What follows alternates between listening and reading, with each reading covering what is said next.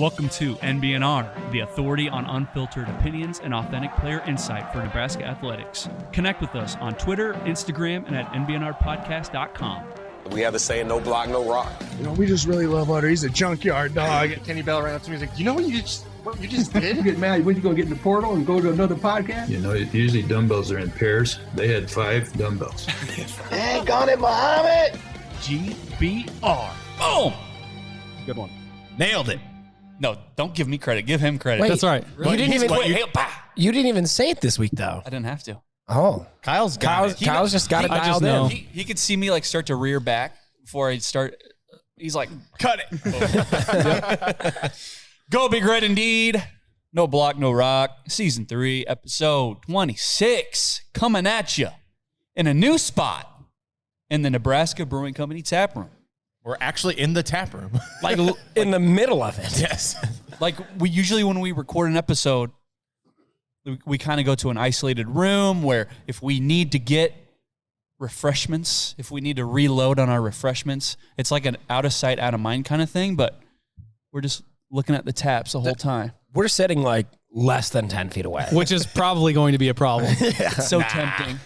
This episode's going to get messy. But we don't even have the big cups. If we had the big cups, it might be a problem. Why don't? Well, why don't? I never understand Hey, that. a lot of smaller ones. That's what it is. Yeah. Doesn't make me feel, well, maybe worse, actually. Yeah. All right. Well, let's go around. Let's talk about what we're drinking. So before I had your new stout that you have on tap, Yes. go into that a little bit more. So that's Moohoo. Moohoo is a milk stout with cacao nibs or cocoa nibs if you're just a regular person. Cacao nibs how with it your should be pinky up. said, yeah. Cacao nibs. It tastes really great. I know actually all 3 of you guys got to try it. It's really nice. Very, very chocolatey, a little bit of roastness. I think Kyle said that, you know, if we're ever tailgating at the brewery at 9 a.m., that's his choice. Yeah, it almost tastes a little bit like coffee, like it was a little bit. Yeah, it's good. No, not a coffee stout. That's not there yet. Nope. No. Because once you drop a coffee stout, That's the official NBNR beer. I'm that's just us. telling you. That's us. Seriously, I'm not joking. Jared pulled a knife out when he said that. He just pointed it right at me. That's ours. Shank the fuck out of you. Okay, so let's go over to our guest. We got Elijah Herbel, straight from Hail Varsity Radio, joining us. Thank you so much for coming tonight. I know you just got done with your show. You made the drive here from Lincoln. We appreciate you coming out. We really do. Well, happy to be here. What do you? I don't even know what I'm drinking. So. That's the brunette, not brown. The what now? Brunette, not brown. It's a brown ale. Okay. Yeah. Whatever you say. Yeah, he's like, I got the brown beer. No, I just got the beer. I just like, whatever you got, give it to me. We're 15 feet from the bar here, you know. Yeah, worst case, I pour you another. Oh, no. Oh no! Gee, dang it. Beggars can't be choosers. It's not Chipotle, you know. But you can be choosing. You're not begging. We're offering you the beer. Choose whatever you want. Go. I'm happy with this. I'm happy. Hey. Same. Hi, yeah, I'm Connor. I am drinking the Pilsner. I will pass this to Kyle. You're so lame. I am. No one ever said I was cool. I am Kyle, and I'm drinking the Taco Vesa. Yeah. The Taco Vesa. I'm back on the Taco Vesa. You want to know why? Why? Because we're eating tacos tonight. Not pizza. We usually have pizza for like the guests. You know, we wine and dine a little bit. But tonight we were like tacos. We're all pizzaed out. So we're drinking Taco Vesa and eating tacos. Street tacos. Street. Yeah, the tacos with the Taco Vesa. It has been so many weeks since I've heard that Taco Vesa. And it made me so happy to hear that again. You take Spanish in high school or what? Like that was good pronunciation. Oh yeah. No, I didn't. Well, okay, so I did a little bit. Of course, like I did like a year and a half, and then I just gave up on it. But I have had compliments in the past. Like, you know, I've had to learn some Arabic and some Spanish in high school and things like that. And I've been complimented on my pronunciation, so I appreciate it. I'm not an expert by any means, but you impressed me. Yeah. All right. Well, cool. You can really roll it. Yeah. That taco Vesa. That's right. Shit. Yeah, for a gringo. That's pretty good. Yeah, roll your T's there, Kyle. Yeah. Mike, just come on, man. I am drinking the Shake and Bake IPA. Woo. We call that the Training Bar IPA here on the podcast because if you don't drink IPAs, this one is good. It doesn't taste like a pine cone. We'll have to try that before I get out of here. Yes, it's pretty good. Like, I don't drink IPAs, but if you drink this, you can say you do because it's the only one that I drink. Well, actually, now there's like 2 or 3 that I drink on here, but training bra. Then we have the push-up bra. A lot of that's the There's way a lot of I use it. bras. A lot We of think about bras. bras a lot, apparently. Yeah, and IPAs. So See, my dad and my brother both IPA guys, so any like family gatherings, I got to bring my own 6-pack of something that's not IPA. yeah. Because I just open their fridge and I go, oh, I should just close that. Yeah, it's like it tastes nothing like in here for grass. me. Pine cones. Hey, Pine some cones people and like grass. that. You drink one and you're just hammered. Exactly. Oh yeah. Listen, you don't drink IPA. I mean, look, some people drink it for the taste. They like the pine cone, but I do. you know that after one drink, it's like, oh, I'm feeling pretty good. Yeah, let's be real here. They're like Yeah. 1.5% more alcohol. If Yeah. one IPA is Hey, doing listen, you I don't in, know. you're a child. You're a pussy. Yeah, you're a child. Well, I didn't say do you in. I'm just saying, feeling all right. I'm a little loosey goosey. That's all. Yeah. You're That's all. silly goose. So the word for the night is jabronis. Jabroni. Yeah. God. So dumb. So, listen, I am far from a Chiefs fan, but when he said that, I'm like, yeah, he's bringing that word back, jabroni. Jabroni. Travis Kelce. But it was a fitting word. And I'm not a Chiefs fan here. I'm probably one of the biggest Chiefs haters at this table. Who's your team? I'm a Broncos fan. Oh, there you And go. then I'm sorry. So growing up in Lincoln, I know. Hey, at least we have Super Bowl 50. I'll have that for the rest of my life because it doesn't Peyton, look like right. Peyton the GOAT. anytime soon. saying. Exactly. Peyton made me a Colts fan.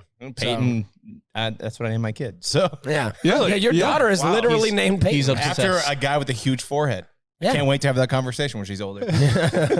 No, but big time Chiefs hater. But as soon as Travis Kelce called the Cincinnati mayor a jabroni, which I caught later, I shut the TV off immediately when the Chiefs won that football game. Saw it on Twitter later. I went, that's actually like, how do you hate Travis Kelce? It's hard to. He's the best tight end ever. Best tight end ever. I used to dislike him until he got that podcast with the brother Jason. Yeah. And I started like actually diving into the mind of the Kelces, and I went, I can't hate this guy. No, they're Yeah. nice Do guys. you think they'll Mahomes still sounds terrible. I can still hate on him all I want. Right. sounds like Kermit?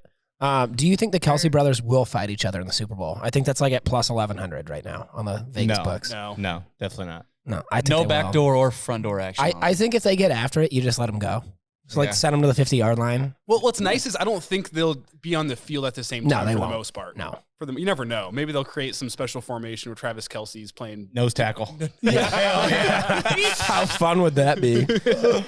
I love it. We just got done saying our favorite word is jabroni. Now, it's like, I hate to go this route, but on Twitter, NFL rigged is trending. Yes. So, listen, I'm the guy who hates talking about refs every time, because every time Nebraska plays shitty, you have people on Twitter or whatever saying, oh, the refs suck, which they do. I mean, the refs do suck, okay? They're human, whatever. But is there something nefarious going on? Is there merit in the merit? case of yesterday? So And I think very much so, yes. Okay, go. And you're a Chiefs guy, kind of. So I mean, kind of. Like, the thing is I would like just the Niners and Eagles yesterday. How many penalties did the Niners have yesterday compared to the Eagles? Like it was astoundingly different. And then yesterday with the Chiefs game, like it just seemed like there was just so much going on, and you're like scratching your head a little bit. You're like, man, this game is very persuaded by what the refs are doing. So I'm not a big conspiracy guy. I hate to say it. I will sit here and say the Chiefs did win that game. Those last 2 minutes were a little weird. Well, what do you mean they're a but little weird? What do you mean? The most convincing conspiracy theory I've heard so far. What is the name of the stadium that the Super Bowl is being played at? It's State Farm. State Farm? Oh, Yeah. boy. Who is State Farm spokesman? It's Patrick Mahomes. Patrick It's Mahomes. Patrick Mahomes. Well, that's weird. Now they get to pump out commercials for the next 2 weeks with Mahomes going to State Farm Stadium in the Super Bowl. I think, like, the ref thing aside, like, you know, the Chiefs, their 7th and 9 was a very crucial play for them. They're what now? 7th and 9. That's all crucial. But I think it's not NFL. It's big insurance. State Farm is coming in and making this happen. Not. Yeah, no, State Mike, Farm. come on, get him. State Farm is the deep It's state. not- Deep State Farm. No. Oh my God. No. Deep First State off, Farm. No free plugs. Excuse me. Fuck State Farm. No Yeah, free no, plugs. I'm saying that too. Yes. Yeah. Second off, Give me Joy Burr playing in Arizona. Give me that. No, but no, Deep State Farm doesn't want it. I'm all for the hashtag NFL rigged things. I mean, the storylines were there. I mean, the Kelsey brothers, the Andy Reid, if he wins this one, he's the most winningest coach at both places. And good for right? him. Right? Andy Reid, great coach. The first time 2 black quarterbacks play in the Super Bowl, that's pretty cool. That's a great headline, right? Sure. All the headlines are there. That scramble. And yes, the dumbass that hit him out of bounds late, that was 100% a penalty. But there were 2 holds before that hit happened. There were 2 holds on that. 3. Yes, I'm sorry. For him to get out of the pocket. There was one. There's at least one I see. The one on Orlando Brown, the left tackle, that one was dicey to me. Well, even Hendrickson on the edge, he got him up there too. Because I saw that live. I was like, they're not going to call that? I didn't even see the one on the inside. I counted 2. Yes. So to me, it should have been offsetting. It probably would have gone overtime, and then you could see what happens. But sure, and the block in the backs and the punt, whatever. But at the end of the day, the Chiefs won the game. I don't care. I got a bunch of shade thrown at me by Chiefs fans. Well, I just feel like we were robbed of overtime. That's the big problem to me. Is I got the end of that game, and I just sat there and felt empty because I'm like, for the last 2 minutes, I've been expecting overtime. Yes. And now you're going to tell me this game's just over in regulation. It's time to go to bed. Like, yes. I'm not ready to go to bed. I want more football. Yeah. Well, this is how you know Buffalo Wild Wings is failing, because if they were still doing good, they would have flipped that switch. Yeah, we would for have had the our sprinklers, overtime. damn it. Yeah. We would have had our overtime. He would have broke his other ankle. I don't know. I mean, look, I'm the kind of guy who's like, yeah, I watch the NFL, and yeah, was I mad that the Chiefs won? Like, yeah, of course, because I don't like them, and I have some friends that are Chiefs fans, and they're cool, but it's just like, I fucking hate the Chiefs. Mm-hmm. But I don't know. I'm just not that passionate about the NFL. Look, me either. We live in Nebraska. We don't have a team or whatever, so it's like seeing everyone else, seeing how passionate, and you had Zach Taylor. Looks like he lipped. It's rigged in his headset. That's going around, and it's just like, I don't know, guys. I feel like you guys just want something to bitch about. And that's how we are with Nebraska football if they ever lose, which is a lot. John Boy. We need to get John Boy on the case for that, for the lip reading of Zach Taylor. Yeah. What did he actually say? Yeah. What did he say? God. I hope that's not what he said. I just feel like that's such a simplistic, just like, it's rigged. Like, there's so many other shit that happens. Right. When you sum it all up with just it's rigged, it's like, I don't know. Is there any part of you that actually believes the NFL is rigged? I would say no. I mean, that's kind of what I wanted to say. Yeah. Like, are we believing this? No.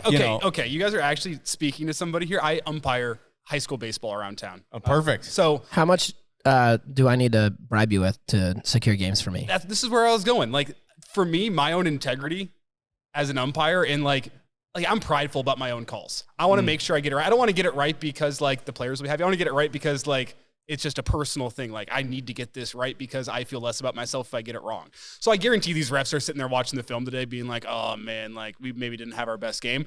But I'll also say, I don't think that you have NFL refs going rigging things just because they care about their own. It's almost egotistical in a sense. If you want to get it right because you're in the NFL, you think you're the best. They're also the best at their position because that's what they do in the playoffs. They take the best at each referee position. So, yes, I absolutely understand. Well, you said you're an umpire, though. Yeah. I want to know, how do you ring guys up?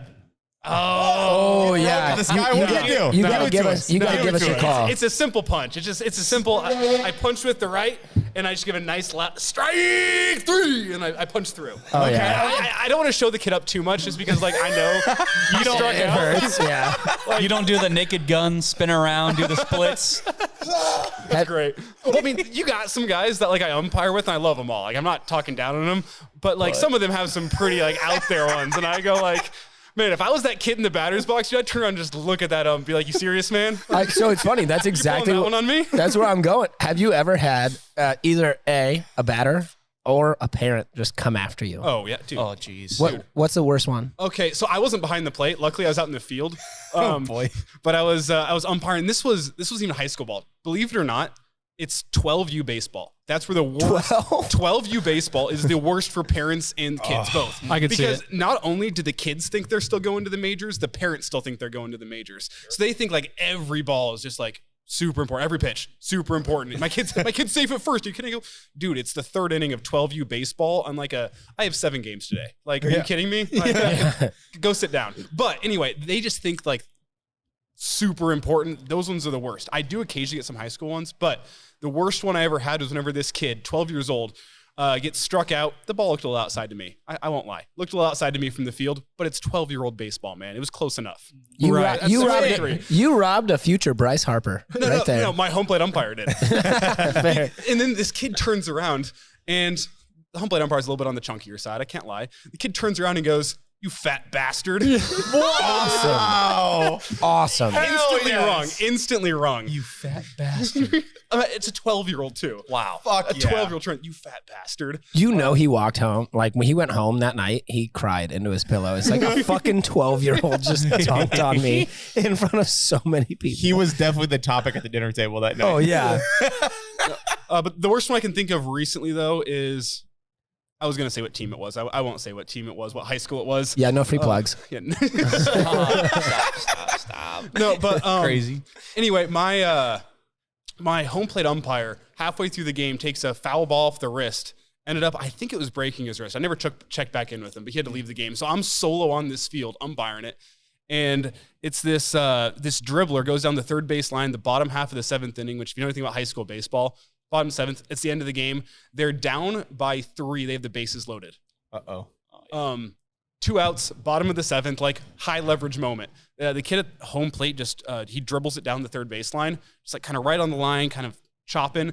And the kid who's leading off from third just reaches out and grabs the baseball, tosses it back to the pitcher.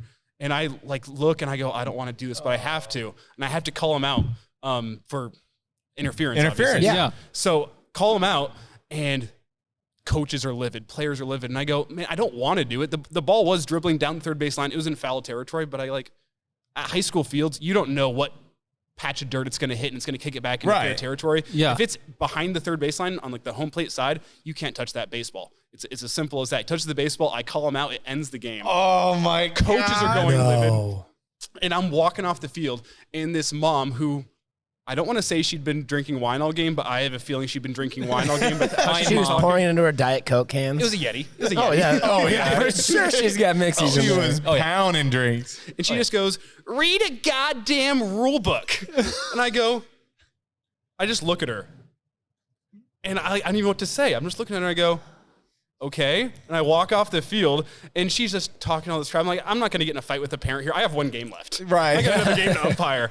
But she was just livid at me, like looking at me as I'm walking off the field, like, and I get back on the field for game 2, and she's behind the fence, just like eyeing me down. Like, that's the worst you usually get, is because like you have to walk through the parents to get back to your car, Right, to change out, and they'll give you those little comments, and those are the ones that just like, I made the right call. You read the rule book. That's have you? Yeah, where is your rule book? Tell Can you your read, please? fucking kid to read one. Yeah.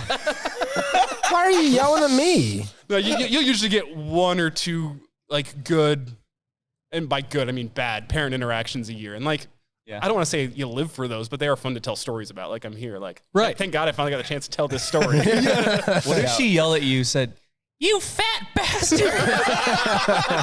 Gone, dude. Your kid's out too. Fuck your kid. No, man. Actually, what I'd realistically do is legitimately, whenever I have a problem with a parent, I will go talk to the coach, and I will say, "Coach, deal with her right now, or I'm throwing you out of this baseball game." Wow. That's how you go pull it off. You go talk to the Power coach and move. say, "Hey, it's not my problem to deal with these fans. I'm here to do the baseball game. But if you don't get this in check, it's affecting the game, and I'm just going to toss you out of this game for it." And Hell yeah. There's some real leverage. yeah, no, those parents Yeah. usually are not problems the rest of the game. So Or Wow. I'm thinking, other than the coach, just find out who their star player is and threaten to throw him out. that would feel a little wrong. I didn't say it felt right. It's rigged, right? Going back to rigged. Would that going be back to rigged? rigged, right. Hey, I didn't say it felt right. Hey, you know you're I'm starting. saying you're going to get that problem handled. You know that starting pitcher? He's been dealing no hitter through 6. His ass is on the line. His mom doesn't shut up. So shut your fucking pie hole. Your drunk pie hole. Allegedly drunk. Did you see the ring around her leg? I don't know. You kind of prove my point. Like, refereeing and umpiring is a job that I don't want to do, and it's hard.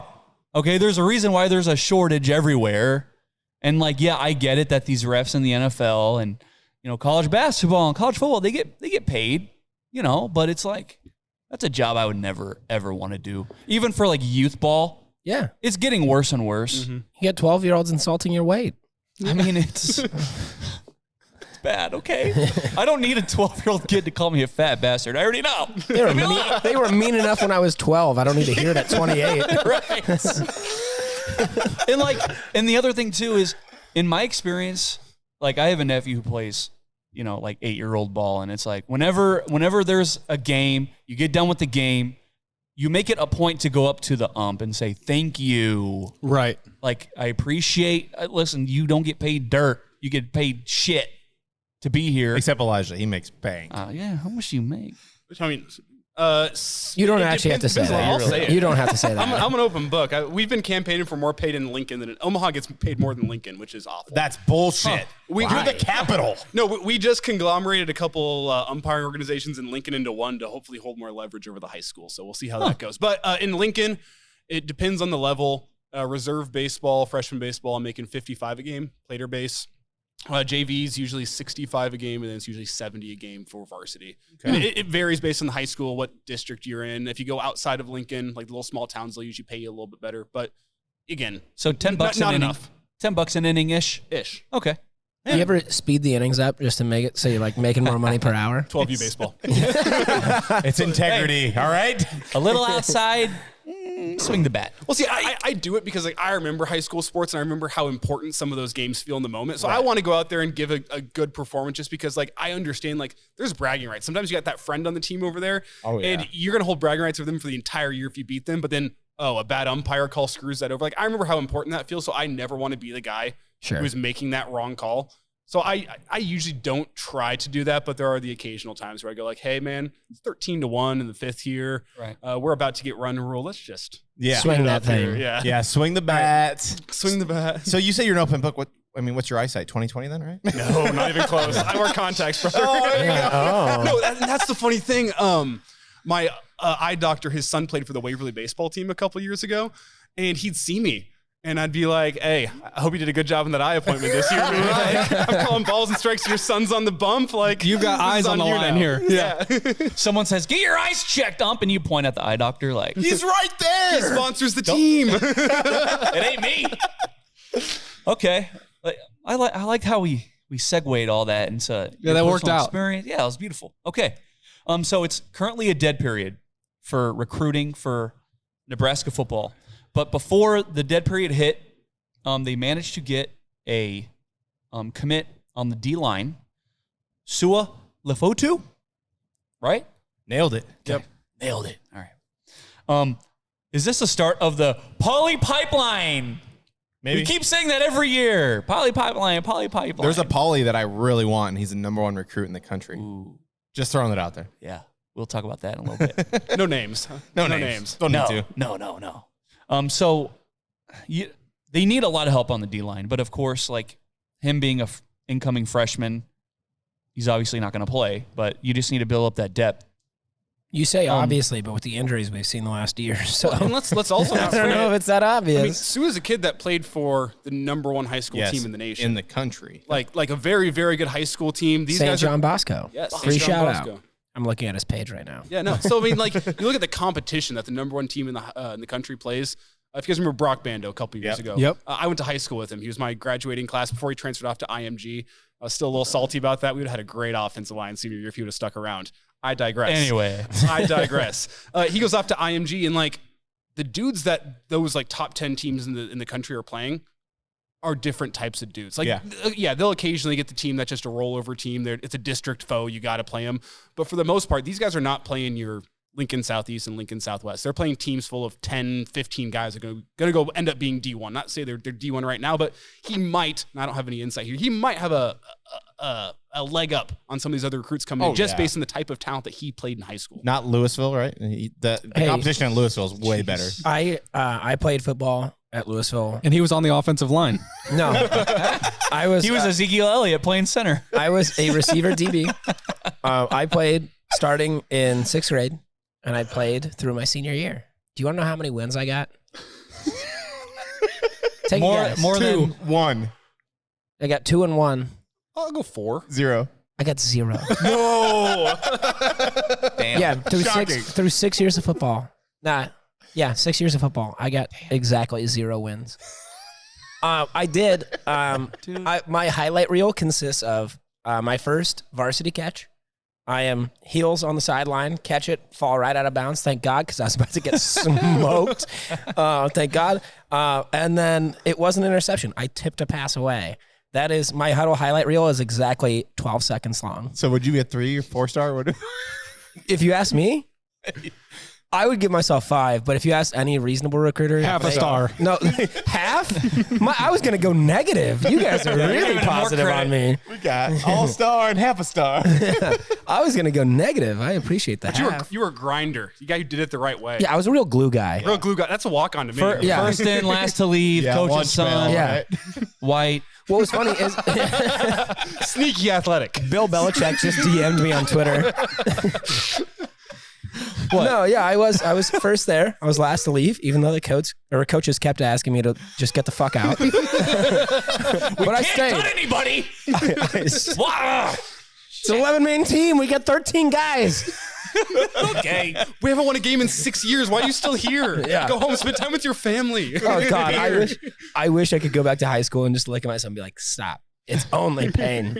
You're not going to have any fun here. Hey, if there's any credit to you, hey, Louisville, they're a Legion baseball team. One of my favorites to umpire.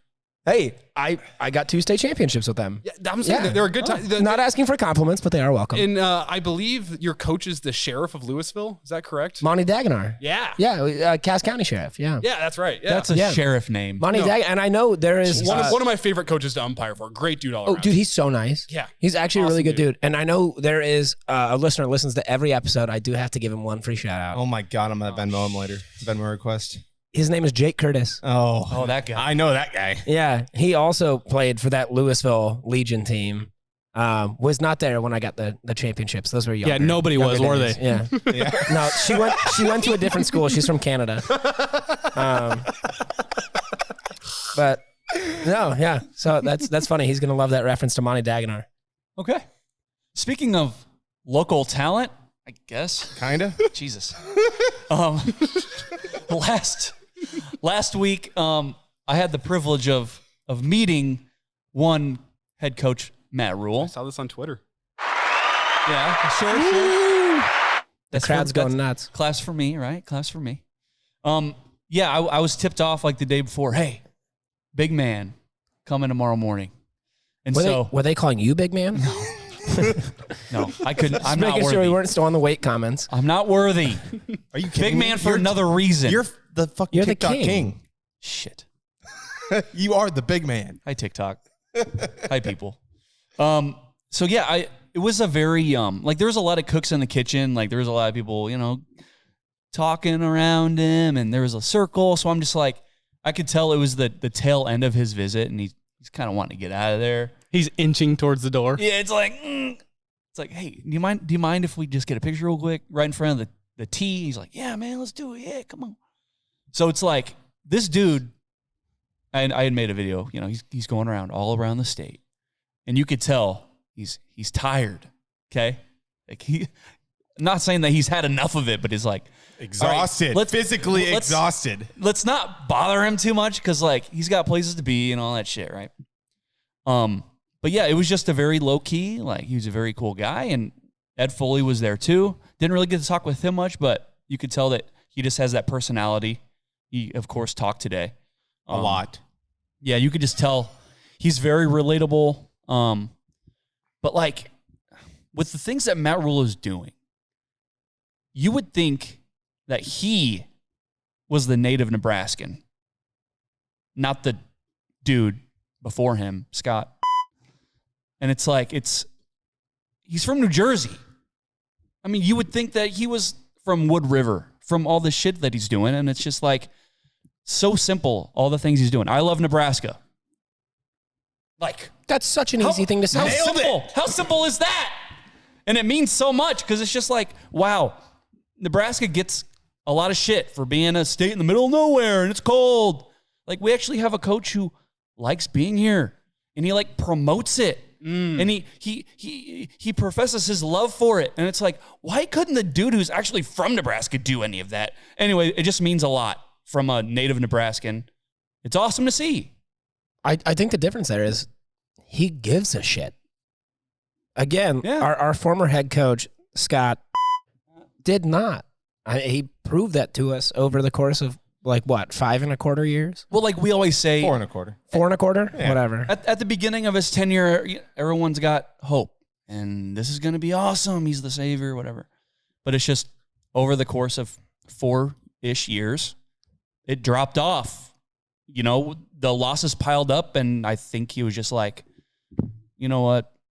I don't see it happening here. Well, I'm not sure it was a case of him not giving a shit about the university. I think I think it's similar to any alumni who played here, especially back in the quote unquote glory days. Like, I think he's got a lot of love in his heart for Nebraska, but I don't think whenever he was at Nebraska, his number one concern was Nebraska. Yes. I think he was big about the personal brand of Scott Frost. Waitresses. What? Waitresses. Well, I'm not I'm going to keep going there. Elijah, you don't have to. Yeah. He does it every week, and we still don't talk about it. Yeah, I still bring it up every single week. I'll say this here because I don't think I can say it on the radio station, but I can confirm this. And we can pull this out too if you don't want to. I don't think you'll have to. Okay. It's a decent story. So I know a girl who was she was a cart girl for a celebrity golf tournament. I won't say the golf course. Mm-hmm. I won't say the girl's name either. Good. Obviously, Smart man. But she was just getting, I don't want to say hounded by Scott Frost, but a little bit hounded by Scott Frost, where he made a Snapchat account just to talk to her. Trying to hit her up, and eventually she had to block him. And this girl is 20. You're assuming around that age. Yeah. She has to be at least 19 if she's serving booze. Yeah. So nothing illegal. Yeah. Well, immoral, maybe. But Yeah. Hashtag questionable. Hashtag canceled? Question mark? NFL I rating. don't. Yeah, we've heard stories about. There's a lot of stories. The not coaching, Yes. not grinding. Yes. The showing up to board meetings in a Hawaiian shirt with a chew in your mouth. Like, come on, man. Yeah. I don't know. I mean, I'm sure there's embellishing the truth on some of the stuff. At the end of the day, he just wasn't a grinder. Let's just that's a great way to put it. He wasn't a grinder, and I think he had this mentality after he left UCF of I've made it. Yes. Right. We were the undefeated national champs last year. Everyone knows Scott Frost. I'm the savior for Nebraska. Like, people know who the hell Scott Frost was. I think he had this thought in his mind that I have made it. I'm off to Nebraska. I don't have to put in the same work that I used to because I'm Scott Frost now. Recruits are going to come to play for Scott Frost, not because I have to put in the work on the recruiting trail. Yep. The offense is going to work because it's me calling the offense. It's going to work. Who does that remind you of? Deion Sanders. I was literally just about to fucking say that. I was so excited when he said recruits they're going to come play for me. Elijah, first thought in my head was Deion. What are your thoughts on Coach Prime? Do you think he's going to work at Colorado? This might be a hot take based on what I just heard. I actually do think it will work to a point. And I'm not saying that he's going to bring back Colorado to what they were under McCartney. Right. But I think the amount of hype and the amount of talent that he can bring in there, he can get Colorado to a bowl game. He can get Colorado to respectable. I'm not saying he's going to go win the Pac-12 with Colorado, but I think he can do enough at Colorado that the Colorado fans will be happy, and B, he'll do well enough to eventually go get a shot somewhere bigger. And right. That's where he'll fail, I think. I think he'll just do well enough at Colorado, especially with some of the staff that he has surrounded himself with. I don't think it's going to be a crash and burn like 1-11 type year, where he ends up getting fired 4 games into year 3 because he's winless and his team looks terrible. I don't think that's going to happen. I think he'll have a relatively solid team at Colorado. Colorado will be more respectable, and then eventually he'll get a step up to a higher level, at which point he will fail because now you're going against the big dogs. So it'll be something like, he did this at Colorado with lesser resources and talents and stuff. So we're going to take him to this big school where he's got all the resources and all the talent. And then that's where you find the failure. The Oregon State treatment. But I think Deion, to his credit, is a grinder. I think through his NFL career and through his early coaching career, he has proven that he is a grinder. And you can even go back to his television career too, where he was on NFL Network for like every single show. He was for good about on 5 NFL years. Network. He was good. I think he is a hard worker. I just think there's a point where hard work and like magic in a bottle eventually will run out. And you need to have a coaching acumen if you want to make it at the high level. So, but we'll see what happens with Colorado, but I don't think that's going to be a crash and burn situation with Deion. Yeah. So it's a 2-part question. Mm-hmm. First, in 3 years, do you see Colorado getting to 7 wins in a season? Within 3 years? Within 3 years. Yeah, I don't see why not, especially whenever you notice the fact that USC and UCLA are going to be out of the Pac-12 here soon. That'll be convenient for them, right? All right. Pretty convenient for Colorado, and you should be able, Colorado, to at least get 3 wins on your non-conference. go 500 in conference play. Yeah. 7-win season. That doesn't sound too out of the picture for Deion. Okay, so I need to text my bookie and tell him that was a joke. Second question. Second question. Do you think with, like you just mentioned, Deion has, his TV personality and all that. Do you think him knowing that he has that safety net, because he knows, do you think that might detract from what he puts into the Colorado job because he knows no matter what, he's got something to fall back on? Because this isn't the end-all be-all of Deion Sanders. It's not. I think a different type of person, maybe. But I look at Deion, and as we mentioned, like I think he's a hard worker. I think he's a grinder.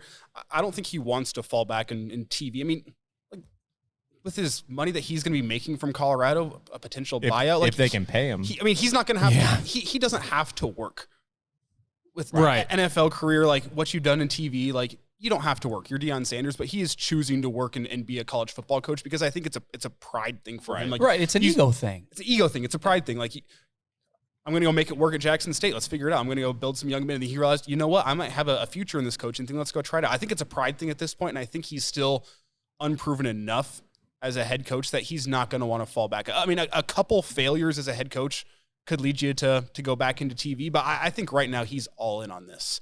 And especially with just the national attention that he's getting. I mean, every single college football talk show, every single sports talk show around the country is talking about Deion Sanders to Colorado. So I think there's enough pressure and eyes and he loves all that. Though. He does love that. Yes. But I just think it's enough, like, I don't know, people talk about the coaching tactics that he's using here and being like, oh, he's going to fail. Look at how stupid their team meetings are. Well, Colorado's kind of in a program where they need just someone to come in and be a military-style leader. Right. Like, would I enjoy it? No. Do those players enjoy it? Probably not. Well, maybe, probably not. But like, they were 1-11 last year. Yeah, they need to change in some sense. And if that is going military style and taking these guys down to their fundamental, like let's take away the individual from a football team. Like if you want to play, you have to do it our way. We're going to strip that away from you. That might be what Colorado needs right now. I think again, conspiracy Connor right here. I saw the clips of stand up, say whatever the hell they were saying. I don't remember. We coming. I'm a man. We coming. That was it. I'm coming. And all the comments on this video were like, those are the kind of meetings where those players are going to walk away. As soon as that coach leaves the room, they're going to make fun of him. Mm-hmm. And that's going to build camaraderie. Is it being done intentionally? Are we going to be cringy just to make sure our teammates are sitting here like, dude, that shit was so lame? And then just like they're going to create this kind of friendship and they're going to play harder together. I don't know. And on that note, I think I'm out of beer, so we're going to step away and talk about how cringy this episode has been so far. Hey, it's been great. No, we're good. I just need more beer, and we got to reset the cameras. So yeah, check that out. Okay, boom. Cash rules everything around me. Cream, get the money. Dollar bill, yo. We have the saying, no block, no rock. Speaking of Dylan Raiola, because we were talking about him before. Were we? Every coach, I think, 9 of them. Besides the Rule Meister, went to go visit him.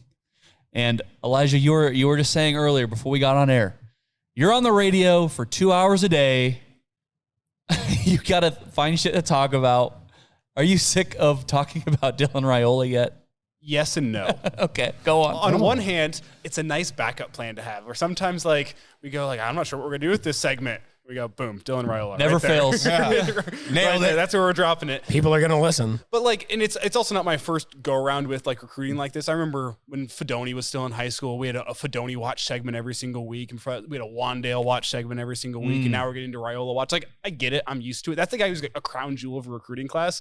But also at the same time, I go, this is now like 6 months. Like we were hitting it hard before he committed to Ohio State. And they were like, oh, okay. We're good.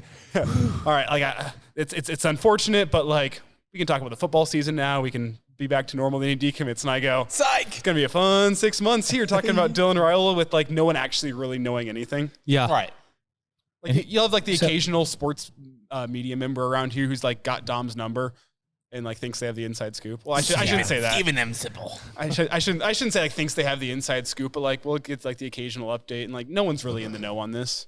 Right. Yeah. I mean, it's a crapshoot. Like, who knows? Like, for the most part, like the most we can do is really like, oh, he tweeted something. Like, let's go read way too in depth on that and see what we think about it. He changes at AVI or Avi on Twitter. Oh, Oh, that was so. Yeah. That was like embarrassing because it's right after that poor girl like passed away in the car Yeah. crash, and everyone's going like, he's going to Georgia. It's in his. I'm like, that's not it. Like the dude's paying like respect to somebody who recruited him, and he had a personal relationship with. That was just like one of those things where I was embarrassed scrolling through Twitter as a Husker fan, like seeing all these people going like, well, he's clearly going to Georgia. Like, oh my god. So hear me out here.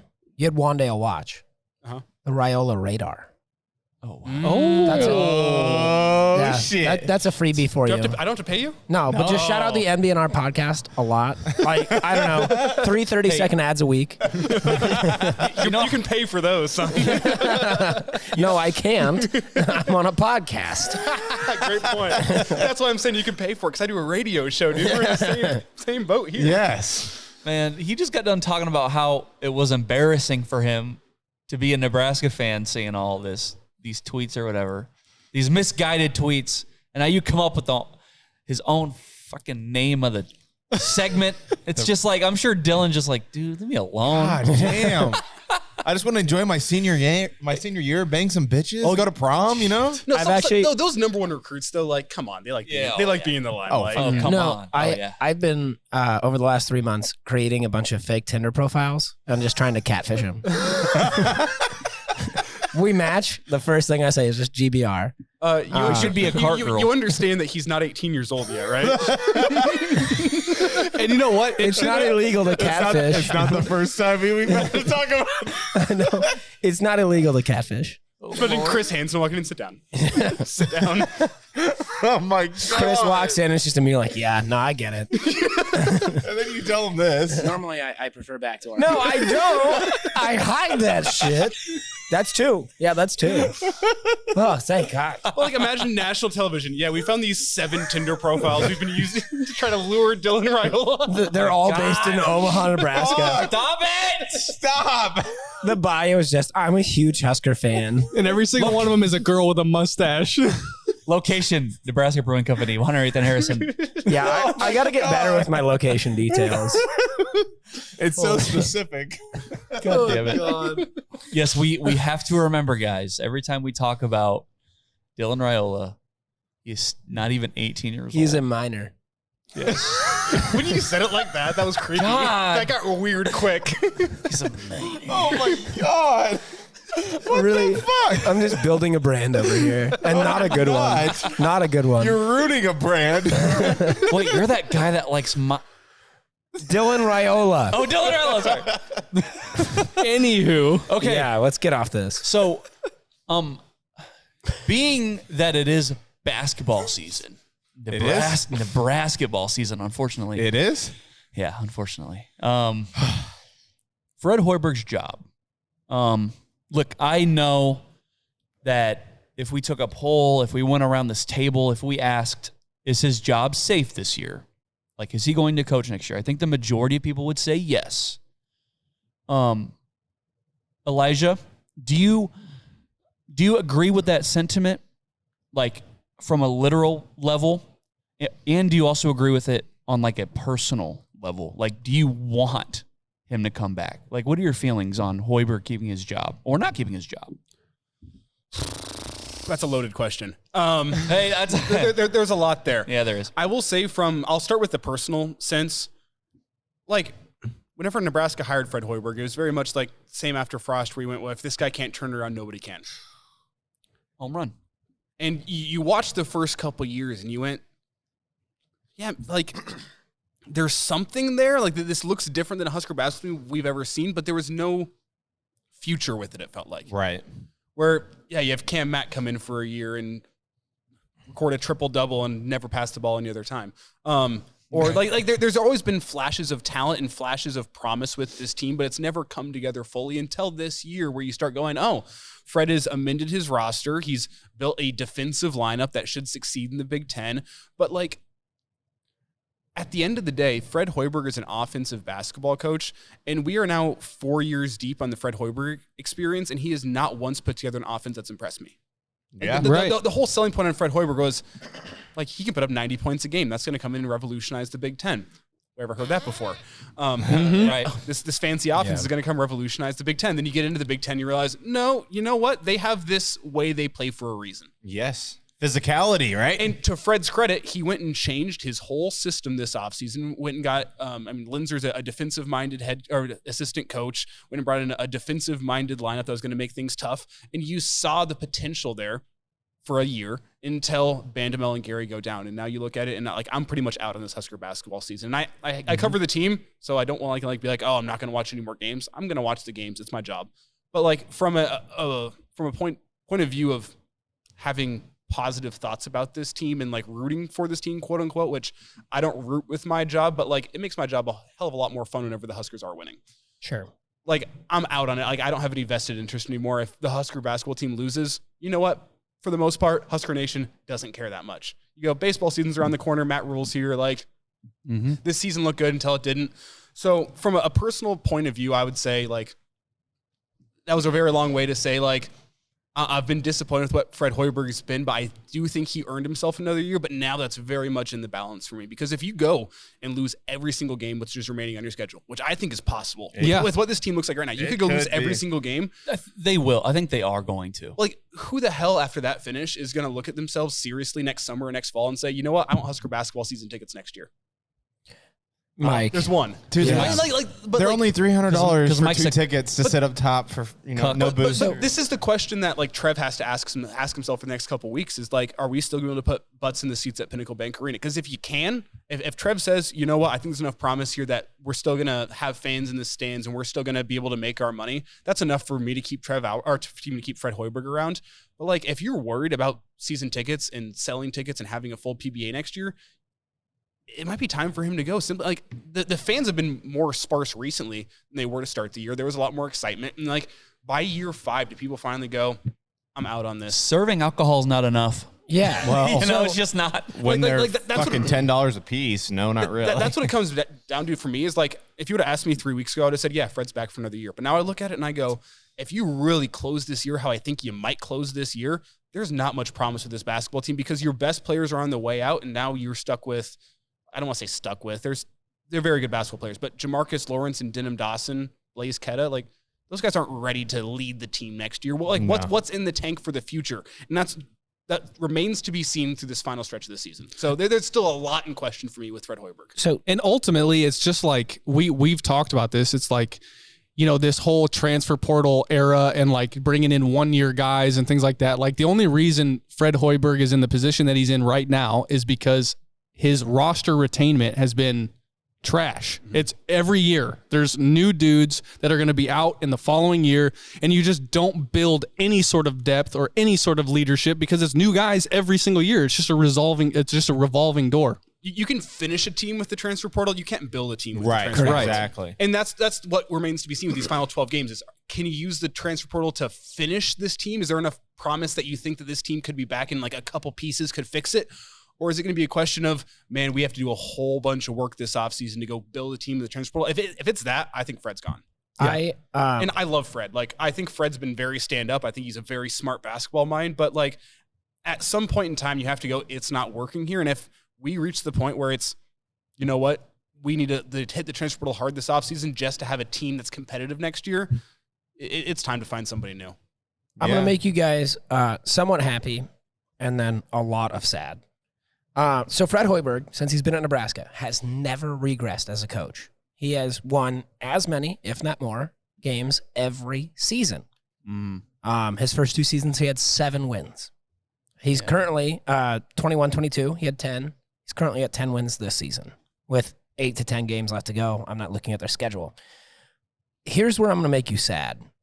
His predecessor, Tim Miles, his worst season at Nebraska, worst ever, was 12 wins, with his top season being 22. And it's tough for me. I want to say Hoiberg, I want to give him another year, but I've been through this with other coaches recently that, I wanted to give another year. We won't let you forget. And then after that year, I wanted to give him another. The close corner. Yeah. Jeez. But I'm hesitant. We'll see. I'm hoping to get, 12 wins out of the season, which would be 2 more throughout the remainder of the season. And it would be improvement from last year. And it would be. However, you're set up to go 500 next year. Let's go. Yeah. And that's 7 to 10 to 12, 14's coming. Yeah. And so that's really where, the issue lies is, while there's improvement, if the improvement is still below 500, does it fucking matter? Yeah. Does it? Let me guys ask you this. And I think this is the most simple question you're going to get probably this whole week. Do you think Fred Hoiberg is the guy? No. Probably not. I don't think so. By guy, do you mean like the guy that can go win at least one NCAA tournament game? One! Can he be the guy? You're the best ever. Can he be the guy that gets the statue of himself built outside PBA because he won a single NCAA tournament game? Is he the guy to do that? Can we start a GoFundMe that just continues to rack up until we get a coach that wins us one goddamn game in the tournament? And then whatever that amount is, we'll just give it to you. I don't care. No, don't give it to them. Give it to the number one recruit in the country. Yeah. NIL, baby. Who's the Dylan Raiola of basketball that we can stalk? Well, we don't have one that has Nebraska ties. Okay, I was talking about this with my roommate like literally last week. He was like, if I could just set up a recurring payment, $20 every single month to the 1890 collective and it goes to Dylan Raiola, I'd do it. Yeah. Put $20 every month out of his paycheck. And I went, that's crazy because like I'd probably do the same. Yeah. Hey, Dylan Raiola, go get that guac. You've earned it. Chipotle, that extra, $1.50, whatever it is now, go get that But guac. if you can get You've earned it. 50% of the state of Nebraska to do that, you know how many millions of dollars we're talking about that could go to a recruit? Like, yeah. Like you could build a whole team off that. If the whole, I shouldn't say whole, if 50% of the state of Nebraska put down, that'd be, let's see, let's keep it easy, $10 a month, $120 a year times 50% of the state of Nebraska, we're talking millions of $6 million dollars. a year. Right. Yeah. Matt Davison. Yeah, but I don't want to pay Matt Davison. That's the problem. Those collectives are a little You hear his sketchy. fucking voice on the radio? Extended collective. Yes. Shut up, Matt. Shut up. Those ads. Why are you still Those here? ads pay for my salary, so I will. Yeah, I'm not hey, talking- you're staying away from that. For the record, Elijah Herbel loves Matt Davison. He Loves 1890. Listen, Loves him. loves him. They're best friends. My opinion about Fred Slow Hoiberg your roll a little bit over there. is this is the worst Power 5 basketball program of all time. Ever. Ever. Fred had the trajectory, I think, this year, and there was a team that was respectable on the court. So, to me, I think that alone earns him another year, not to mention that buyout is hefty. Mm-hmm. We're already paying former head coach Scott a lot of money to live in Arizona right now. So do you really want to pay Fred or just roll the dice one more time? Because you already are the worst Power 5 program of all time. What is waiting one more year to see if he gets magic in a bottle? I like exactly what you just said. Nebraska basketball historically is, as a Nebraska fan, and while I'm a Duke fan first, No, you're a famous gift. Don't sugarcoat it. Say it. Don't sugarcoat it because it's the facts. Nebraska sucks. Yes. It sucks. Sucks. Is the worst Power Yes. 5 ever. basketball Yes. program of all time. Yeah. So is holding out for one more year of shit worth it? I would say absolutely. Yes. Absolutely. That's what I'm saying. Right. What do you have to lose? Nothing. They're all 35 fans that are there religiously are still going to be there. Like Mike, I know you're one of them. They're You saw how still good going to my be there seats are? because you're gluttons for punishment. And I appreciate that. Just- about you. Elijah's But doing they're this. not going to leave. See, I work with Schmitty, so I have to do this because that man will keep on talking. No offense. I love Schmitty. I No, told you guys off air. Commercial break. Yeah, I told put you the guys- finger up all the time. I told you guys off air, like if I didn't work for Schmitty to start radio, I would not still be in radio. But sometimes you got to put the finger up, just to be like, hey, Schmitty, you've been talking for a little bit here. Like, let me jump in before you change topics. And I'm just here as playing devil's advocate. What message are you sending to a future head coach if you go out and say, you know what, this head coach that's been terrible for us for 4 years, we're going to bring him back for another year. Another head coach comes away and says, oh, so you guys just don't care about basketball? Why would I want to come to Nebraska? Well, okay. So I was going to make this TikTok video, right? I'm like thinking of a script in my head. The title was going to be Nebraska Ball, a case study in apathy.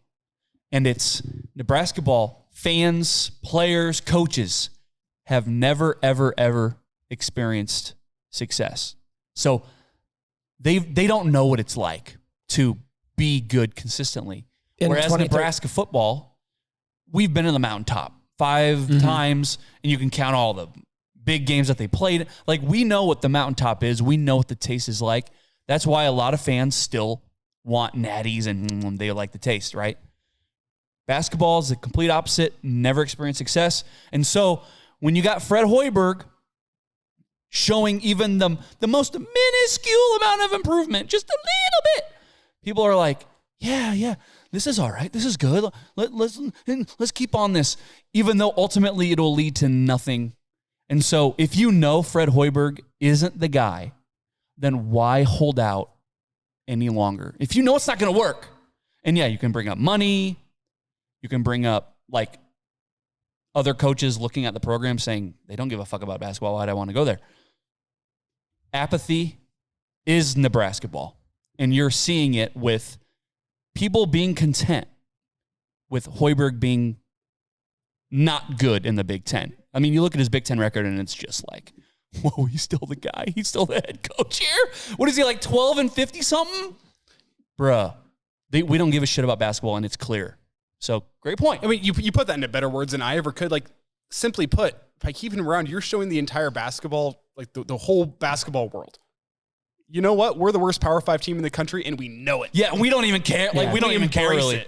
To your point, Fred Hoiberg at Nebraska is 45 and 79. Better than I expected, You know what? Yeah, it's actually, but I mean, the Big Ten record, though. I mean, I'm sorry, 34 and 79. I counted that wrong. Yeah, that's more right. Yeah, that's more right. He's got a 301. I was doing quick math in my head. I was trying to do 7 34. plus 7 plus 10. I'm like, I'm not great at math. But yeah, so you talked about Fred Hoiberg having, minimal improvement. But when you compare him, again, to his predecessor, Tim Miles, it is the absolute opposite. Tim Miles' last 2 seasons, 22 and 11, 19 and 17. Fred Hoiberg's best seasons, this season and the one prior. The one prior being 10 and 22, and he's now 10 and 12. And we're sitting here talking about it's reasonable that he loses every game for the rest of the season. It's reasonable. It's not out of the question. So to say that Fred Hoiberg is improving and we are dropping over the last 2 seasons of Tim Miles' career, minimum 9 wins. Is that improvement to you as a Husker fan? Can I ask you guys a quick question? Mm-hmm. Yes. What was a worse fire for Nebraska? Was it Tim Miles or was it Bo Pelini? Bo. Just because of Bo, how important the football program is to Nebraska. And again, I stand Tim by Miles Bo. had a sustained period of at least relative success in a better basketball conference. I'm gonna stick with that. I'm gonna roll with that. A better basketball conference in the Big 12. He found a sustained period of somewhat success. Mm-hmm. And Bo had somewhat success. I think the whole thing that made Bo the bigger deal was the fact that he said, "Fuck the fans." Yeah, that's a pretty big one. He loved the C word too. Yeah, so. And Tim Miles said, "I'm Batman." Connor. Yeah. Meanwhile, he was still hanging out drinking Coors Lights after he got fired. So. If I got to choose if I had to choose between Bo or Tim Miles, I obviously choose Bo. Just because of the stakes and all that. Yeah. But, I mean, that's I choose Bo. You still have to think about it and like, damn, like Tim Miles, of course, when you compare him with Hoy Boy, it's like, shit. Maybe we shouldn't have fired him. And that's what we say about Bo, too. Exactly. Looking at these stats side by side is actually pretty fucking disgusting. Well, that we let Tim Miles go. The amount of guys that we've had that have played for Bo Pelini on this podcast alone tell me that it's definitely Bo because of the amount of love that they have shown and told us. Yeah. Well, what I'll say is that I don't believe Bo Pelini got fired for his on-field results. The record in the big games, that is one thing. Is one argument you can make, but it was for his antics. It was it was a bad look. It was for the fair weather fans rant. It was for all his rants on the sideline. It was for him Taylor Martinez against Texas A&M. Like that was why he got fired. It's so crazy to me that Tim Miles got fired for his on-court results. Yeah. There was nothing off the floor that made Nebraska fire Tim Miles. It was because he was a nice guy. It was because, you're not doing well enough. We've never won an NCAA tournament game ever, and you're firing him for on-court results. He's over 500 all but one season. You have the stats pulled up. So he was over 500 for 5 seasons. He was below 500 for 3. But in that 2013-14 season where we do make the NCAA tournament, we go dancing. That was the season where we took down, I believe, number 3 Wisconsin. I was at that game. I rushed the court. It was great. And we took down like a top 25 Michigan State team on the road. Yeah. I mean, looking at these stats side by side between Hoiberg and Tim Miles, it doesn't make any sense to me. Putting Nebraska in his 17 to 18 season, we go 22-11. I don't understand that, especially for a Nebraska team that, again, has been perpetually irrelevant. It doesn't make sense to me to let a guy like that go. Thanks, Bill Moose. Yeah. Hey, well, the Moose did such good things. If it makes you feel better, like showing up to work at noon every single day. Yeah. If it makes you feel better, Staying Tim for Miles. 3 hours, he was asleep for 2 of them, and then he goes home. Tim Miles currently coaching at San Jose State, and the records over there are not pretty. Not great. But again, Tim Miles, his best stint in. Oh, okay, that's not true. Well, okay. You know what they say about San Jose State? It's hard to recruit to California. Yeah, no. God. Yeah. Nobody wants to go out there. Well, but okay, yeah, his first season was 8-23 out there. So Hoiberg, right? I'll be the first one to sit here and say, when he changed the philosophy, right? This team, especially with Gary and Banamel and Greasel, defensive minded, tough. Hoiberg changes the philosophy, and so it's like damn it, how do I want to word this? Do wins and losses matter? Yes. Do they matter? Or is there context? And I even made a little Twitter poll, right? I said, I'm curious to know the results here. Do wins and losses matter? Or is it, it's more than wins and losses. It's context too. And it's just, the results I got were 55-45 that, yes, wins and losses matter, no excuses. And it's just after so many years of Hoyball, the wins and losses, I think, isn't that what matters? Isn't that what, in the end, like when people say we have this important game coming up, it's on the road, it's a winnable game, you got to win that game. So hold on. So what if they lose on a buzzer beater, but they played it so close? It's the football thing all over again. I was just about to say that. If there's anything that I can like talk about, it's the amount that I've learned just by sitting on this podcast with Mike and Jared and Connor. I'll speak for the both of us. We bought in so hard on we played close and we got better and I felt like we progressed and everything like that. Right. And then this year, Scott gets fired, and it's just like, if there's anything that I've learned sitting across the table with these two, it's that wins and losses absolutely is like the bar none. You can't look at history and just say it's going to get better because of the intangibles. It's the wins and losses is what counts. So it reminds me of that Trev Alberts comment, like, well, there's not that much evidence to back up that next year will be better. Exactly. Yeah. Exactly. I disagree, and I don't know. I feel like we crossed wires. I don't know if we're still talking about basketball or football. I'm going to put this in the basketball mindset because that's what we were on. In that context, and I think, honestly, in a lot of contexts, wins and losses are not the absolute. Like, I'm looking at December 10th. Listen, I got to stop you. Yeah. We got to get off this. Yeah. We have to end this shit. Yes. Connor, either we end this shit or you're off the fucking pod. Yeah. I'm sorry. Don't do the fucking... I'm looking at December 10th. We're an unranked Nebraska. Did they win or lose? We're an unranked Nebraska loses to the number 1 team in the country by 3. You're right. That context matters. I know. That matters. Okay. And I think saying, the only thing we look at is the win and loss column, you're missing the forest for the trees. I'm not saying that context is the end all be all. I'm saying it is a mix of the two.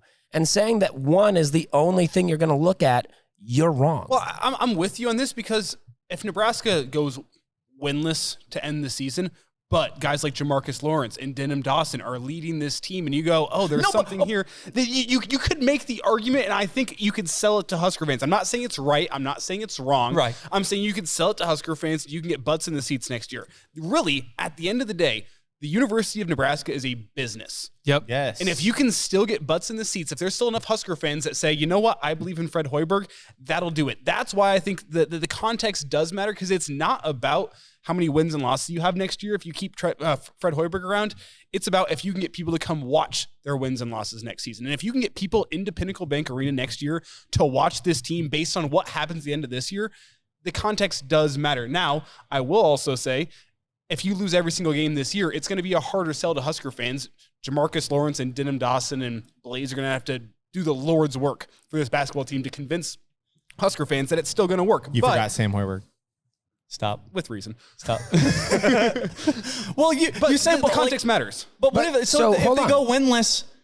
If they go winless, right? We have 10 more games left. If they go winless and you say, oh, but Denham Dawson and all them really stepped up, and it's like, still lost all the games. Like, you went winless. Look, like, how much did they really step up if they still fucking lost every game? But like, I got you.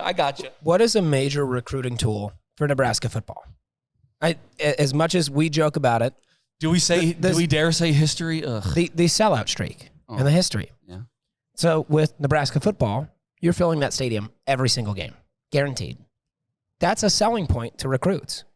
So with context, when you're losing, again, December 10th, when you lose to the number 1 team in the country by 3, you get fans excited. You put more butts in seats. And that becomes a selling point showing, some... No, there were more fans at home. They show up to those games, though, because they want to see a good team. And they come back after that performance against Purdue because they saw something that made them, that entertained them, gave them hope. So that context, saying we lost to the number 1 team in the country by 3, more people are going to want to watch Nebraska basketball. Well, do you know how many more people are going to want to go to games. That becomes a selling point to recruits. How many people come to that Purdue game if Nebraska loses to Creighton on the road? A hell of a lot less. Yeah. But you felt that hope of, you know what, maybe Nebraska can get Purdue. And then Nebraska almost gets Purdue. And then for a couple weeks stretch before Christmas break, there is more fans in the stands. And then Christmas break happens, the team goes to shit, and you go, well. Hey, we sold out against Iowa, too. But games like that, even when we lose, are a recruiting tool. So in that sense, the context does matter. I don't think recruits really give a fuck about if they want to play for an empty stadium. I should also note that the context around losses matters not only in a positive sense, but also in a negative light. Whenever it's the 4th season of all these losses, the context also matters there. Whenever you say, well, they've been close for 3 years now. Them being close in year 4 doesn't matter. People are going to be tired of this. They're going to spend their money on baseball season tickets instead of Husker basketball season tickets. And I mean, it's all a business decision. And I really think there's just so much that is still to be told this season to let us know whether or not Fred's gonna be back or not. Yeah. So Elijah, like going to your point about, it was both our points about people being apathetic towards Nebraska ball.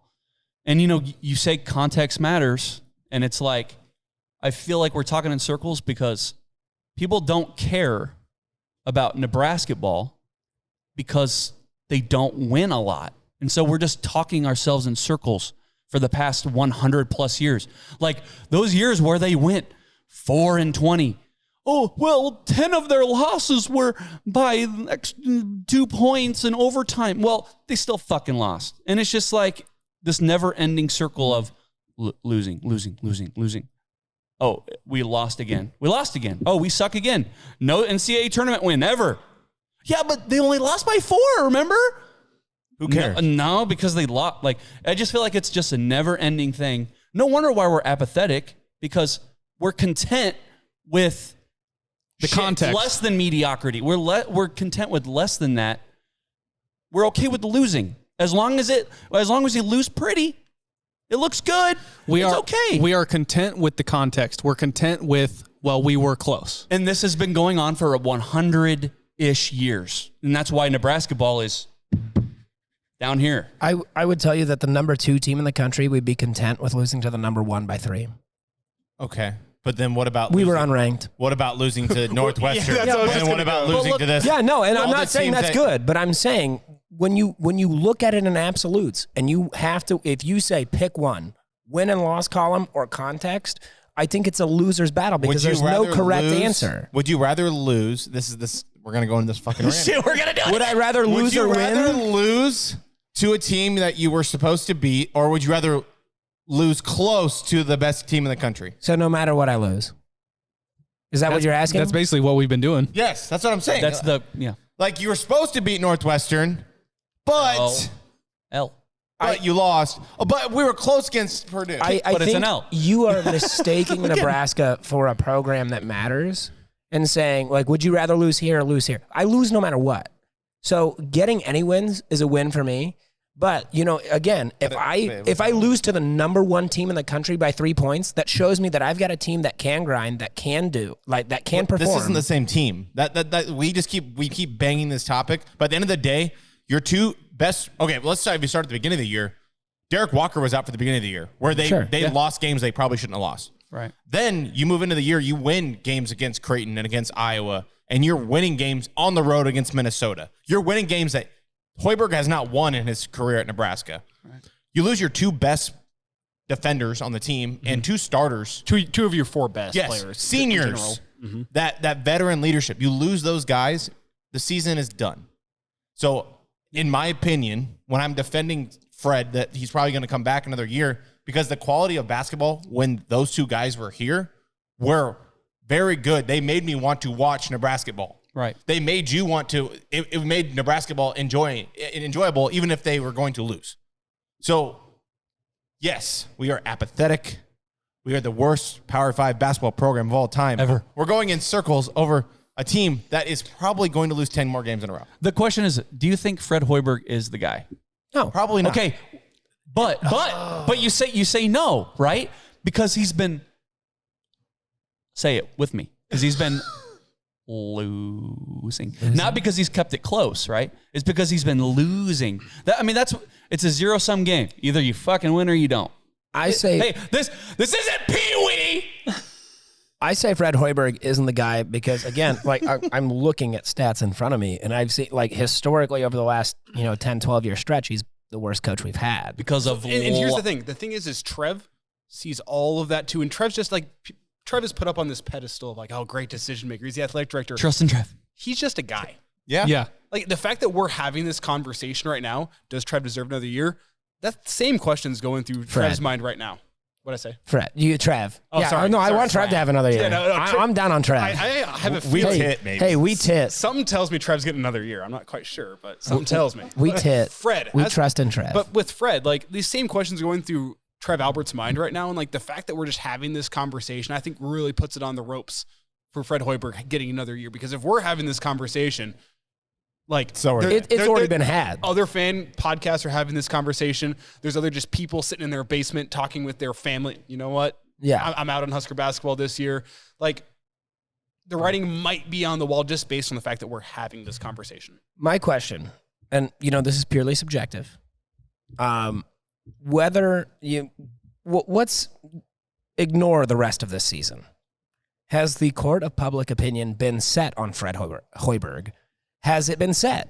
Is the fan base just out? I don't think they care. Apathy. If he gets fired, I think a lot of people are like, yeah, sweet. And if he stays, a lot of people are going, Either way, it's meh. Mike, you're a very avid Husker basketball fan. What's your opinion? If you have the axe in your hand, are you chopping? Do you give it to Fred? No, I think I just trust in what our athletic director is going to do and what direction we go. But in this situation, you are AD. You are Trev. You are AD. If I'm Trev, I think you look at what you're paying former head coach Scott, and you realize the product on the basketball court was very good until the circumstances presented themselves, and you give him one more year. And I'm the guy that was also anti-close losses, all that shit. But when you're dealt a shitty hand, imagine. Oh, actually, it's a perfect example. The Bengals were a decent team when Joe Burrow was on the field his rookie year, and then when he wasn't, they were the worst team in the NFL. I mean, it's the same thing. When you lose the core pieces of your team, you're saying context matters. Yes, context, which is fine. It does. To me, you beat your two rivals. You beat Iowa and Creighton. That was a win for me in the season to begin with. I'm cool with the rest that we know whatever else happened, but to me, he got dealt a shit sandwich at the end of the year, and with the financial side of things, why not give him another year? That's a good question. So, just to kind of close everything out, we've been going for a while. We're not even going to talk baseball? Yeah. New Jersey's baseball season starts this week. Practice. I started thinking about, we've had a lot of like media personalities on, and that would include you, Elijah. I do have a kind of an interesting question. When it came to watching Scott in the off season and kind of learning, like everybody, we win the off season every year. And I want to know, what is your opinion? Like, what is the difference between Matt Rule's offseason national championship and what is Scott national championship offseason? Frost. Yeah. Like I just want to know, like, what we were so excited, the tools that he was bringing in and this new offense and everything like that when he first got hired. What is the difference between then and now? It's almost that Husker fans have matured since then. Like if we're specifically talking about the first season of Frost, it was because you still thought something else could work around here. You know what? This high flying offense, like it's going to change the Big Ten. Like I still don't think that as of 5 years ago, Husker fans understood the Big Ten. Yeah. I still think you made it through the one Mike Riley year and you went, okay, well, yeah, of course a Pac-12 coach isn't going to work around here, but we just got the coach of the year. Right. So you're going to buy what the coach of the year is going to tell you. But now, after seeing the past 10 years of failure, the past 10 years of, we're going to try to throw the ball a little bit more, the past 10 years of whatever the hell newfangled thing you want to bring in here, after all that time, I think Husker fans have finally realized there's a way that wins not only in the Big Ten, but there's a way that wins at Nebraska. And Matt Rule's the closest thing we've had to that since Osborne, most likely, maybe Solich. I mean, that's even getting back before my time. That's how long it's been. So in terms of what he's actually doing on a day-to-day basis, every single day that gets Nebraska fans more excited, I mean, working. He works. That's helpful. He works. He brings in recruits. He's got a new system. That's not all that different from Frost. But I think the difference is Husker fans have finally found somebody who, we talked about it earlier, not only talks like them, has the same values as them, not only in a football team, but in life. There's just so many things that line up between Matt Rule and Nebraska that, like, I don't think Matt Rule is the best coaching candidate in this cycle, but I think he was the best fit for Nebraska. I think Nebraska was the best fit for him. And I don't think I can say that about Scott Frost. I think you go back there, Scott Frost was the best coaching candidate in that cycle, which people might think I'm crazy based on how the past couple of years went, but that's more based on the fact that Scott Frost and Nebraska were not a perfect fit. But I think now you look at it and you go, Trev Alberts is in charge. We trust Trev. Trev says this is the right fit for Nebraska. I look at everything about Matt Rule. I think this guy's the right fit. I like what he's saying. I like what he's doing on the recruiting trail. Therefore, I believe in it. And that's not the most in-depth answer, but it just simply, I think Husker fans this time around are able to cut through the bullshit. And you're able to see a guy, Matt Rule, he's a great salesman. And I think some people consider salesmen bullshitters. Yeah. I think Husker fans can cut through the bullshit and figure out who Matt Rule is as a person and who he is as a football coach. And all those things just seem to line up with what Husker fans want. Well, not to mention, like, he didn't have to take this job. He literally could be sitting here drinking beer, doing a shitty podcast, and getting paid millions of dollars from the Panthers. I mean, he took this job because it was the right fit for not only him, but it was the right fit for Nebraska. So, yeah, I mean, exactly what you're saying is, to me, it just feels right. He seems to be a guy that understands the problems Nebraska has faced over the past decade and has a clear, concise plan to fix those problems. Scott Frost came in here and, like, the number one problem was, we're not winning. We're gonna bring my system in here. We're gonna win. Matt Rule looks at it and, like, he's done his research. He understands Nebraska hasn't been running the football. Why are you not running the football in a place like Nebraska where it's going to get cold in November? That's an advantage on your end. Why don't you build a team that leans into that? Why don't you emphasize offensive line play? Well, why don't you bring it back to the roots of Nebraska with that? Like, he's just a guy that every single thing that we've listed off over the past 5 years, 10 years of what's wrong with Husker football, he's got a plan to fix it. And I'm not saying he's the guy because he has a plan. We'll see how the plan is executed, but I think he's got a better plan and he's got better work ethic than the past coaches Nebraska's had in this role. He has answered everything that he has kind of given that plan towards everything that we've talked about on this podcast since the start of it, which is over 2 years. At the same time, it's almost, I don't want to call it worrisome, because we are in a time of Rule-Aid. I understand that. But like Matt Rule said in his introductory press conference, he said it on the Bussin' with the Boys podcast, I did a whole bunch of research before I came to Nebraska. He knows what the Husker fans want. So then the question becomes, he's a salesman. He's good with words. Is he very talented? Is he giving Husker fans what they want to hear? Is that actually his plan? Fool's gold. As of right now, with the results still pending, I will say I think he seems like a genuine guy. He seems like a guy that is a man of his word, lives up to his word. Most of his stops, he has embodied that, and you go, I trust this guy. But, like, if the results in this fall don't seem to live up to what we're saying, like, that bit of doubt will creep into my mind. But right now, I think he seems like the type of guy who lives by his words. And he's saying that stuff, and then his staff is repeating it. Yes. They're saying the exact same thing from top to bottom. Yes, they are definitely all aligned. So with the reception of Matt Rule, it has been, I mean, not totally divisive, but a little. There were a lot of people that said, there were better coaches that would have fit Nebraska better.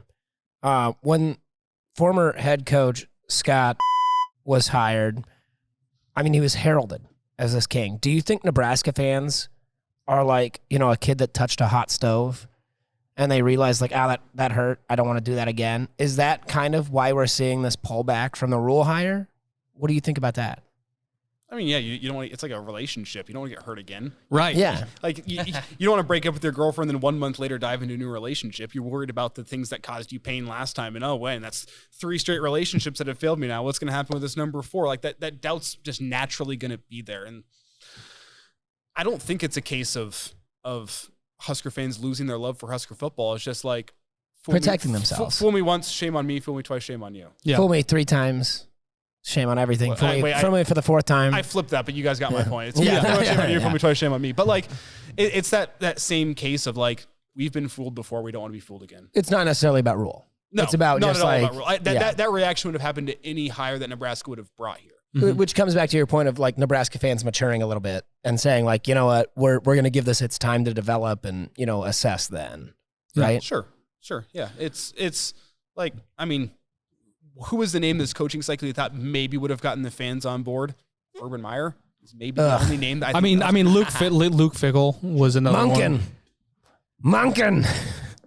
You hunking? Jared's a big Munkin with me? guy. You hunking? No. Thank you.